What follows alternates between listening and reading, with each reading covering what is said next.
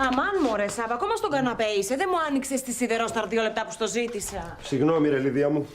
Ξαναδιάβαζα λίγο το γράμμα του Άρη. Πάλι. Απ' έξω προσπαθείς να το μάθεις, να το παρουσιάσεις κάπου. Προσπαθώ να καταλάβω 5 πράγματα, ρε αγάπη μου. Για τον αδερφό σου, από πού, από το γραφικό του χαρακτήρα. Μα έχω καταμπερδευτεί. Μα είναι δυνατόν να τα παρατήσει όλα και να σηκωθεί και να φύγει έτσι στα καλά καθούμενα, χωρίς μάλιστα να πει κουβέντα σε κανέναν. Είπε στον Κωνσταντίνο. Αυτό λοιπόν είναι που με μπερδεύει περισσότερο.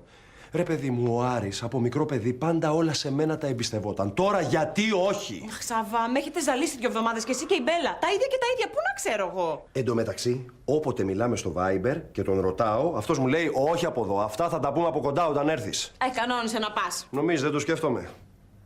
Τι, Λιδία μου, τι, δεν ξέρω αν μπορώ να αντέξω τόσους μήνες χωρίς τον αδερφό μου. Α, ναι. Βέβαια. Είμαστε δεμένα αδέρφια εμείς, ενωμένοι σαν μια γροθιά. Χτυπάει αυτός και πονάς εσύ.